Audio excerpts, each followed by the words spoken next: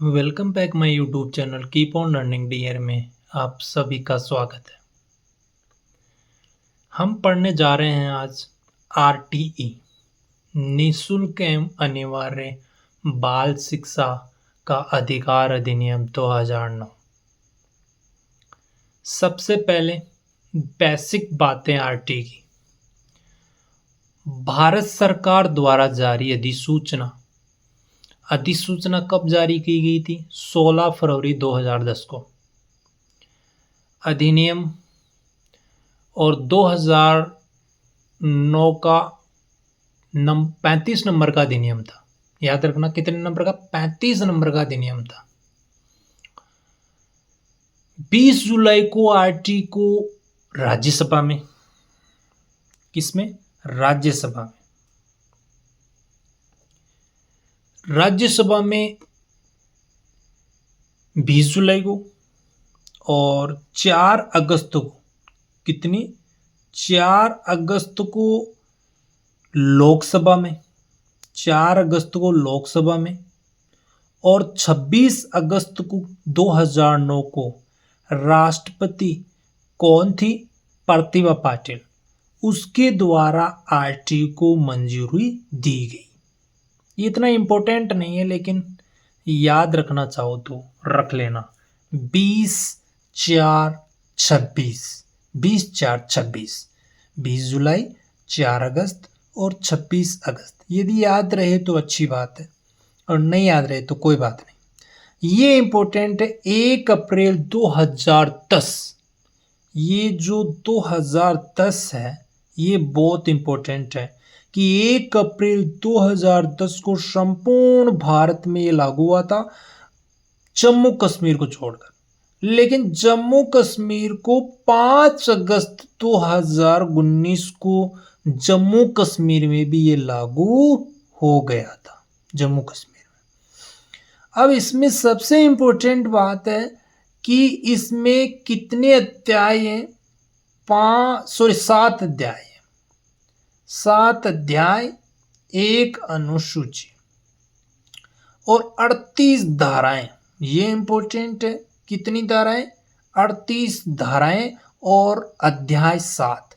सबसे बड़ा जो अध्याय है वो 4 है। याद रखना, इंपॉर्टेंट है।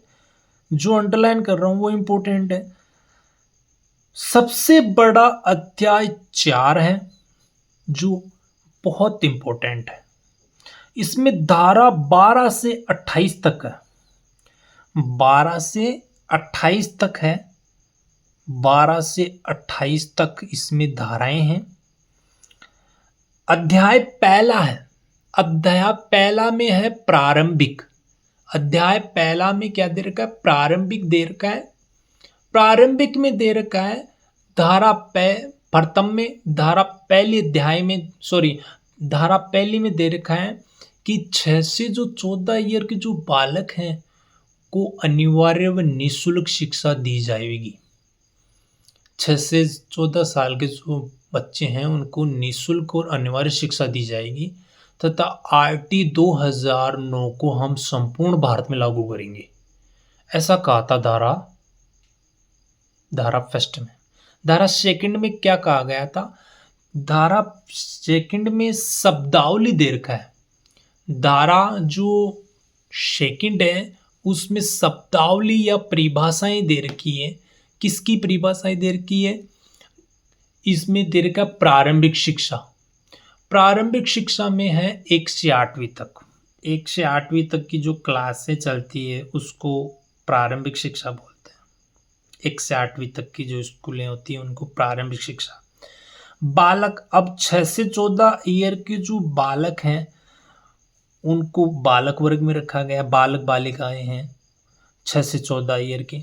और कक्षा 1 से 8वीं तक को प्रारंभिक शिक्षा कहा गया है। दुर्बल वर्ग कहा गया है वार्षिक आय के आधार पर। आय प्रमाण पत्र बनाते हैं ना, कि दुर्बल वर्ग के लिए वार्षिक आय। और अनुवीक्षण प्रक्रिया क्या होती है? बालक के प्रवेश के लिए जो चयन प्रक्रिया होती है, आरटी में जो प्रवेश की जो प्रक्रिया होती है जो जिस प्रकार से जो चयन प्रक्रिया होती है उसको अनुवीक्षण प्रक्रिया कहते हैं। अध्याय 2 में निःशुल्क एवं अनिवार्य शिक्षा का अधिकार, निःशुल्क और अनिवार्य शिक्षा का अधिकार अधिनियम। अध्याय 2 में क्या है? निःशुल्क और अनिवार्य शिक्षा का अधिकार। इसमें धारा 3 में बताया गया है 6 से 14 ईयर के बालकों को प्रारंभिक शिक्षा तक कोई भी शुल्क नहीं ली जाएगी। प्रारंभिक शिक्षा तक मतलब 1 से 8वीं तक कोई भी शुल्क नहीं ली जाएगी 6 से 14 ईयर के बालकों के लिए। और धारा 4 में बताया गया ड्रॉप आउट यानी बच्चे जिन्होंने स्कूल छोड़ दिया है उनको उनकी एज के अनुसार प्रवेश दिया जाएगा, मतलब री एडमिशन दिया जाएगा। जैसे मान लो कोई बच्चा 10 साल का हो तो 4थी क्लास में एडमिशन दिया जाएगा, और कोई बच्चा यदि 11 साल का है तो उसको 5वीं क्लास में एडमिशन दिया जाएगा। तो ड्रॉप आउट से ध्यान रखना है। डी कितने नंबर पे आता है? डी कौन सा लेटर है? 4 नंबर का लेटर, तो आप धारा 4 से याद रख सकते हो डी। धारा 5 में शाला प्रधान के द्वारा स्कूल छोड़ना चाहते हैं जो बच्चे उनको तुरंत टीसी दी जानी चाहिए। तो 5 और जो 4 जो धारा है वो इंपॉर्टेंट है, याद रखना कि टीसी धारा 5 में और ड्रॉप आउट धारा 4 में। अध्याय 3 में समुचित सरकार और स्थानीय जो प्राधिकारी हैं वह माता पिता के क्या कर्तव्य हैं उनको अध्याय 3 में बताया गया है। विद्यालयों की व्यवस्था, विद्यालयों की जो व्यवस्था है वो किसके द्वारा की जाएगी? समुचित सरकार के द्वारा। समुचित सरकार के द्वारा विद्यालयों की व्यवस्था की जाएगी। 1 से जो 5वीं तक स्कूल है वो 1 किलोमीटर के दायरे में स्थापित की जाएगी। याद रखना ये इंपॉर्टेंट है।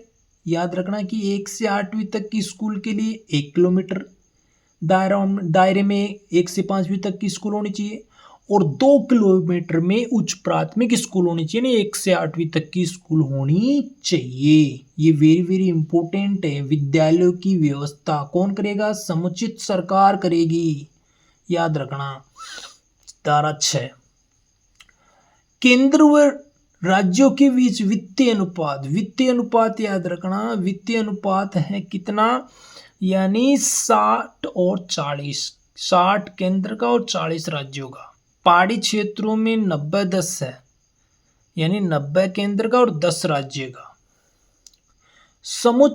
समुचित सरकार के कर्तव्य धारा 8 में बताया गया है, और धारा 9 में बताया गया है कि स्थानीय निकायों के कर्तव्य। स्थानीय निकायों के क्या कर्तव्य होना चाहिए? अब स्थानीय निकाय कौन सी होती है? जैसे ग्राम पंचायत, पंचायत समिति, नगर पालिका, नगर परिषद, ये स्थानीय निकाय है। इनके कर्तव्यों के बारे में बताया गया है।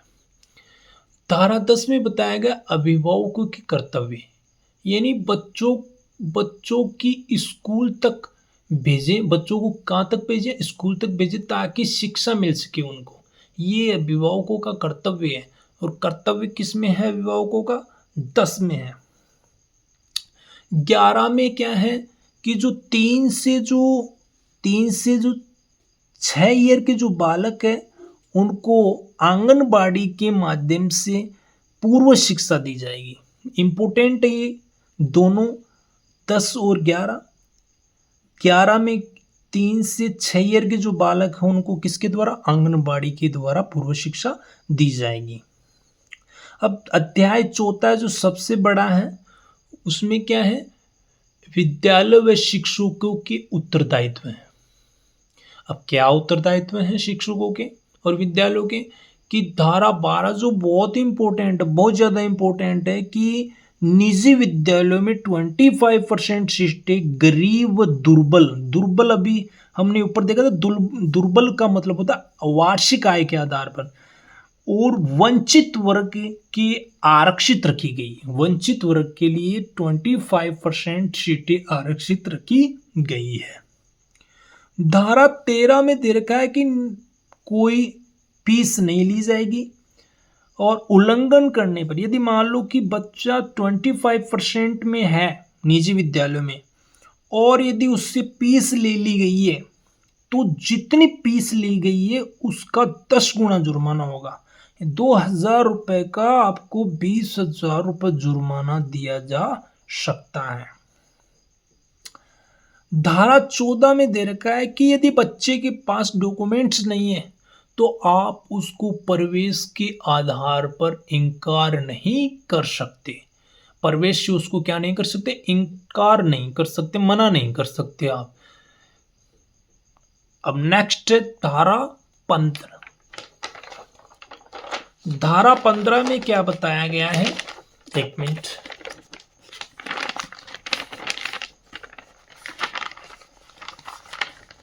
नेक्स्ट धारा 15 में बताया गया है कि विद्यालय प्रवेश की जो तिथि है, मतलब यानी स्कूल एडमिशन की जो डेट है वो 30 सितंबर, ताकि सरकार के पास आंकड़े हो, यानी एडमिशन डेट है 30 तक,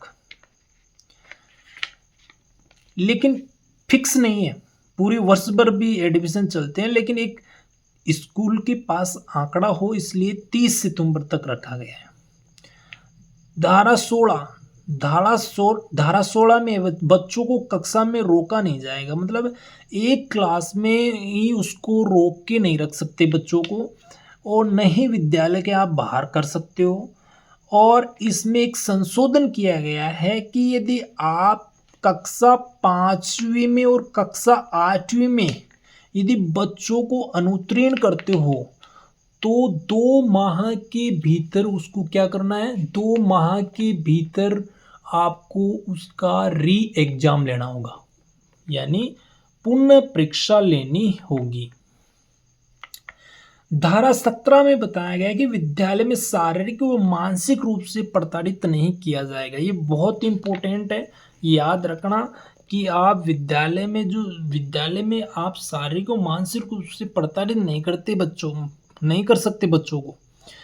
धारा 18 में बताया गया कि विद्यालय बिना मान्यता के प्रतिबंध उल्लंघन पर 1 लाख जुर्माना, यदि आप विद्यालय चला रहे हो और बिना मान्यता के चला रहे हो तो 1 लाख रुपए तक का जुर्माना आपको भरना पड़ सकता है।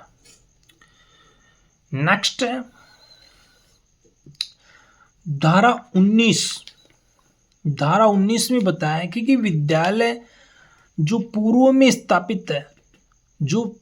विस्थापित है उनको 3 वर्ष में पूरे करने होंगे। जो भी विद्यालय के जो मानक है, जैसे प्रत्यक्ष शौचालय, पुस्तकालय, लाइब्रेरी, उनको 3 वर्ष में क्या कंप्लीट करने होंगे। नेक्स्ट है धारा 21। धारा 21 बहुत इंपॉर्टेंट। केंद्र सरकार अधिसूचना जारी करके आरटीई में संशोधन कर सकती है, यानी विद्यालय के किसी भी मानक में परिवर्तन कर सकती है। यानी कहने का तात्पर्य ये है कि केंद्र सरकार अधिसूचना जारी करके आरटीई में संशोधन कर सकती है, और धारा जो 38 है उसमें राज्य सरकार संशोधन कर सकती है। एसएमसी यानी धारा 21 में एसएमसी का गठन होगा। एसएमसी का गठन होता है 1 से 8वीं तक की विद्यालयों के लिए, यानी प्राइमरी और उच्च प्राइमरी जो स्कूल होते हैं उनमें एसएमसी का गठन होता है, स्कूल मैनेजमेंट कमेटी का गठन होता है, जो विद्यालय की योजनाओं का संचालन और मॉनिटरिंग करती है। धारा 22 में विद्यालयों की जो भी योजनाएं होती है उसका एसएमसी उनका संचालन करेगी। और 23 में बताया गया है कि शिक्षकों की जो मिनिमम क्वालिफिकेशन है उनके बारे में बताया गया है, और उसमें एक आरटी में संशोधन भी किया गया है विधेयक 2017 के अनुसार कि 31 मार्च 2015 तक जो भी शिक्षक मिनिमम क्वालिफिकेशन नहीं रखते वो 5 साल में, याद रखना कितने साल में, 5 साल में उनको मिनिमम क्वालिफिकेशन अर्जित करनी होगी।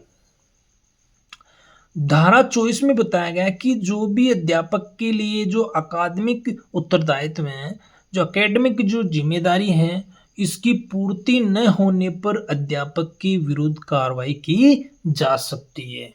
ये धारा 24 में बताया गया है। धारा 25 में बताया शिक्षक छात्र अनुपात। शिक्षक छात्र अनुपात होगा। अब ये बहुत इंपॉर्टेंट है, शिक्षक छात्र अनुपात। पिछली जो एग्जाम हुई थी 2022 में, तो उसमें भी इसी धारा से क्वेश्चन पूछा गया था, धारा 25 से, छात्र शिक्षकों के अनुपात के बारे में। तो बहुत ध्यान से पढ़ना है कि प्रारंभिक विद्यालयों में 30 स्टूडेंट्स पे एक शिक्षक होगा, जबकि उच्च प्राथमिक पर 35 स्टूडेंट्स पे एक टीचर होगा। न्यूनतम 60 है तो 2 टीचर होंगे, और 61 से 90 के बीच में है तो तीन टीचर होंगे, और 91 से 120 के बीच में तो 4, और 120 से 150 के बीच में है तो 5 टीचर होंगे, और यदि 150 से अधिक है तो फिर एक HM होगा। क्या होगा? HM होगा, हेडमास्टर होगा। तो इस प्रकार 6 टीचर हो जाएंगे। और यदि 200 प्लस है, 201 से अधिक है, तो फिर 40, प्रत्येक 40 पर एक अतिरिक्त शिक्षक होगा, यानी एक एडिशनल शिक्षक होगा। यदि 200 से ऊपर यदि स्टूडेंट्स हैं तो फिर 40 पे एक अतिरिक्त टीचर होगा। जैसे अभी एग्जाम्पल के माध्यम से समझाएगा कि 239 स्टूडेंट है किसी विद्यालय में, तो कितने शिक्षक होंगे? तो वहाँ 7 शिक्षक होंगे, एक HM और एक एडिशनल शिक्षक और 5 शिक्षक। 241 हो गए तो फिर 8 होंगे।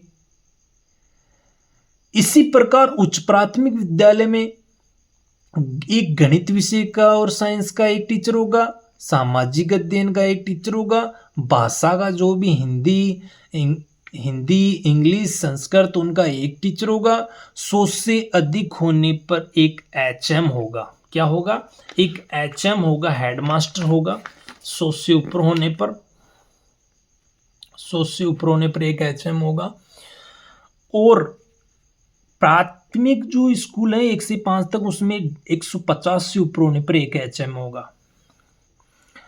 अंशकालीन शिक्षक के लिए कला शिक्षा है, कार्य शिक्षा है, स्वास्थ्य एवं शारीरिक शिक्षा है, ये अंशकालीन, इनके लिए एक अंशकालीन शिक्षक हो। अंशकालीन शिक्षक होता है पार्ट टाइम। 34 छात्र पर 3 शिक्षक। जैसे एग्जाम्पल के लिए बताया गया है कि 34 छात्र है, जैसे मान लो 34 क्या, यदि 35 से जितने भी कम है, जैसे मान लो 20 है, 15 है, 10 है, यानी 35 से जितने भी कम स्टूडेंट हैं उनमें 3 अध्यापक तो होने ही होने जरूरी है। और एक जैसे एग्जाम्पल के लिए बताया गया है कि 109 स्टूडेंट हैं तो उनके लिए 5 शिक्षक होना जरूरी है, यानी 3 तो विषय के हो गए, एक गणित विज्ञान का, सामाजिक अध्ययन का, एक भाषा का, और एक HM हो गया, और एक फिर अतिरिक्त, यानी 40 पे एक अतिरिक्त शिक्षक होता है, वो हो गया। तो 5 टीचर हो गए। जैसे मान लो 136 है तो 136 पे फिर 6 टीचर हो गए। इस प्रकार से आपको याद रखना है क्या? शिक्षक छात्र अनुपात। इससे एक क्वेश्चन जरूर आता है, हर बार आता है। नेक्स्ट, विद्यालय में रिक्त पद। धारा 26 में बताया कि विद्यालयों में रिक्त पद विद्यालयों में जो रिक्त पद हैं वो 10% से अधिक नहीं होंगे। कितने में? 10% से अधिक रिक्त नहीं होंगे। यानी जो धारा 26 में बताया गया है कि विद्यालय में जो कोई भी जो पद हैं टीचर्स के, वो 10% से ज़्यादा नहीं होने चाहिए। 27 में बताया शिक्षक को 10 वर्षीय जनगणना, आपदा राहत कार्य, चुनाव कार्य, इन 3 कार्यों के अलावा किसी भी कार्य में ड्यूटी नहीं लगाई जा सकती है। याद रख लेना 3 कार्य कौन कौन से? 10 वर्षीय जनगणना, आपदा राहत, चुनाव। जनगणना, चुनाव, आपदा राहत कार्य।